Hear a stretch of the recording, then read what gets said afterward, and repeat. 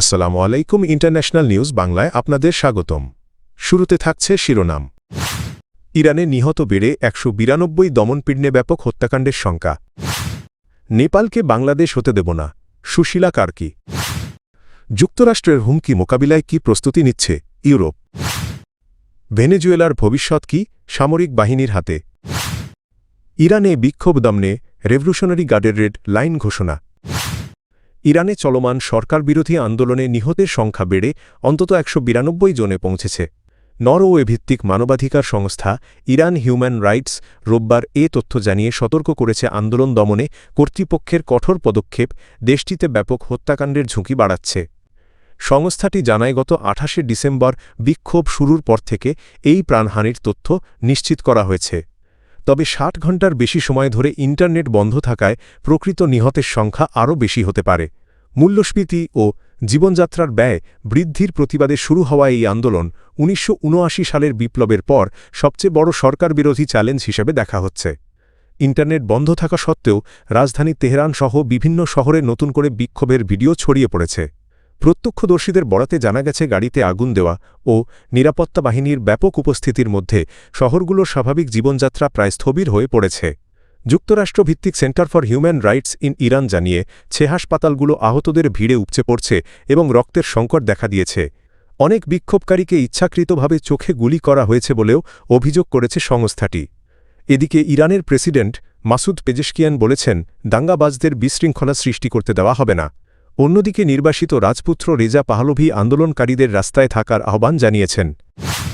নেপালের অন্তর্বর্তী সরকারের প্রধানমন্ত্রী সুশীলা কারকি বলেছেন, নেপালকে কোনোভাবেই বাংলাদেশের মতো অস্থিতিশীল পরিস্থিতির দিকে যেতে দেওয়া হবে না। কাঠমান্ডুতে আয়োজিত এক অনুষ্ঠানে তিনি এ মন্তব্য করেন। তিনি বলেন, বর্তমান অন্তর্বর্তী সরকার রাজনৈতিক দল ও তরুণ প্রজন্মের ক্রমাগত চাপ ও সমালোচনার মুখে কাজ করছে। প্রতিদিনই সরকার ছাড়ার দাবি উঠছে, যা বাস্তবসম্মত নয় বলে মন্তব্য করেন তিনি। সুশীলা কারকি অন্তর্বর্তী সরকারকে একটি আকস্মিক ঝড়ের সঙ্গে তুলনা করে বলেন, কাজ করার সুযোগ দেওয়ার পরেই সরে দাঁড়ানোর চাপ তৈরি করা হচ্ছে। তিনি অভিযোগ করেন, রাজনৈতিক দল ও জেনজি তরুণদের কাছ থেকে সরকার নিয়মিত কটু কথা ও অপমানের মুখে পড়ছে। তিনি বলেন, নানা বাধা ও সমালোচনার মধ্যেও সরকার ধৈর্যের সঙ্গে দায়িত্ব পালন করছে। নেপালের স্থিতিশীলতা রক্ষা করাই সরকারের প্রধান লক্ষ্য। প্রধানমন্ত্রী সাফ জানিয়ে দেন, বর্তমান প্রশাসন নেপালকে কোনোভাবেই বাংলাদেশের বর্তমান পরিস্থিতির পথে হাঁটতে দেবে না। মার্কিন প্রেসিডেন্ট ডোনাল্ড ট্রাম্পের গ্রিনল্যান্ড দখলের হুমকিকে ভালোভাবে নেয়নি ইউরোপ। ইউরোপীয় নেতারা সরাসরি পাল্টা ব্যবস্থা না নিলেও সংকট মোকাবিলায় আলোচনা ও সমন্বয়ের উদ্যোগ নিয়েছেন। এই বিষয়ে আগামী সপ্তাহে মার্কিন পররাষ্ট্রমন্ত্রী মার্কো রুবিও ডেনমার্কের নেতাদের সঙ্গে বৈঠক করবেন। ডেনমার্কের প্রধানমন্ত্রী মেটে ফ্রেডেরিকসন স্পষ্টভাবে ট্রাম্পের হুমকির প্রতিবাদ জানিয়ে বলেছেন, জোরপূর্বক গ্রিনল্যান্ড দখলের চেষ্টা ন্যাটো জোটের অস্তিত্বের জন্য হুমকি হবে। ডেনমার্কের প্রতিরক্ষা মন্ত্রণালয় জানায়, গ্রিনল্যান্ডে হামলা হলে সেনারা কোনো নির্দেশের অপেক্ষা না করেই প্রতিরোধে গুলি চালাতে পারবে। ফ্রান্স ও জার্মানি ইউরোপীয় মিত্রদের সঙ্গে সমন্বয় করে সম্ভাব্য প্রতিক্রিয়া নিয়ে কাজ করছে। একই সঙ্গে গ্রিনল্যান্ড এলাকায় ন্যাটোর উপস্থিতি বাড়ানোর বিষয়টিও বিবেচনায় রয়েছে। ট্রাম্প বলেছেন, গ্রিনল্যান্ড দখলে তিনি সহজ বা কঠিন দুই পথের কথাই ভাবছেন। তার দাবি, গ্রিনল্যান্ড যুক্তরাষ্ট্রের নিয়ন্ত্রণে না এলে চীন ও রাশিয়া সেখানে প্রভাব বাড়াতে পারে। এদিকে গ্রিনল্যান্ডের সব রাজনৈতিক দল এক যৌথ বিবৃতিতে জানিয়েছে, তারা যুক্তরাষ্ট্র বা ডেনমার্কের অধীনে নয় নিজেদের পরিচয়ই থাকতে চায়। গ্রিনল্যান্ডের ভবিষ্যৎ নির্ধারণের অধিকার শুধু গ্রিনল্যান্ডবাসীর, একথাও স্পষ্ট করে বলা হয়েছে। ট্রাম্পের হুমকির পর ইউরোপীয় ইউনিয়নের ২৭টি দেশসহ একাধিক ইউরোপীয় রাষ্ট্র ডেনমার্কের প্রতি সমর্থন জানিয়েছে। ইউরোপীয় নেতারা বলছেন, প্রয়োজনে যুক্তরাষ্ট্রের আগ্রাসী অবস্থানের বিরুদ্ধে সম্মিলিত প্রতিক্রিয়ার জন্য তারা প্রস্তুত। ভেনেজুয়েলার সাবেক প্রেসিডেন্ট হুগো চাভেজ ও নিকোলাস মাদুরোর দীর্ঘদিনের প্রধান ভরসা ছিল দেশটির সামরিক বাহিনী। বিনিময়ে সামরিক শীর্ষ কর্মকর্তারা পেয়েছেন বিপুল ক্ষমতা ও রাজনৈতিক পদ। তবে গত ২রা জানুয়ারি গভীর রাতে মার্কিন বাহিনীর অভিযানে প্রেসিডেন্ট নিকোলাস মাদুরোকে আটক করার পর সামরিক বাহিনীর অবস্থান বড় ধাক্কায় পড়েছে।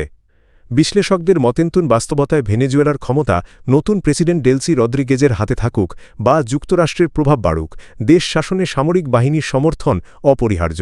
ফলে বাহিনীর সামনে দুটি পথ খোলা রয়েছে: রদ্রিগেজের নেতৃত্বে ট্রাম্প প্রশাসনের সঙ্গে সমঝোতায় যাওয়া অথবা সংঘাতের ঝুঁকি নিয়ে মাদুরোর আদর্শে অনড় থাকা। আল জাজিরার এক বিশ্লেষণে বলা হয়েছে, ট্রাম্প প্রশাসন বিরোধী নেতা মারিয়া করিনা মাচাদোর পরিবর্তে ডেলসি রদ্রিগেজকে অন্তর্বর্তী নেতৃত্বে দেখতে চায়, কারণ সামরিক বাহিনীর মধ্যে রদ্রিগেজের গ্রহণযোগ্যতা তুলনামূলক বেশি রাজনৈতিক অস্থিরতা কমাতে সহায়ক হতে পারে। এদিকে ভেনেজুয়েলার তেল খাতেও চাপ বাড়িয়েছে ওয়াশিংটন। ক্যারিবীয় অঞ্চলে মার্কিন বাহিনী ওলিনা নামে ভেনেজুয়েলার আরেকটি তেল ট্যাঙ্কার আটক করেছে। মার্কিন সাউদার্ন কমান্ড জানিয়েছে, নিষেধাজ্ঞার আওতায় থাকা ট্যাঙ্কারগুলো পর্যায়ক্রমে আটক করা হবে। অন্যদিকে ভেনেজুয়েলায় তেল উৎপাদন বাড়াতে মার্কিন প্রেসিডেন্ট ডোনাল্ড ট্রাম্প যুক্তরাষ্ট্রের শীর্ষ তেল কোম্পানিগুলোর নির্বাহীদের সঙ্গে বৈঠক করেছেন।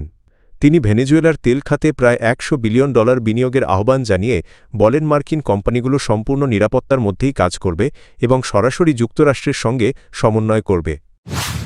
ইরানে চলমান ব্যাপক সরকারবিরোধী বিক্ষোভ দমনে কঠোর অবস্থান নিয়েছে রিভলিউশনারি গার্ড বাহিনী IRGC।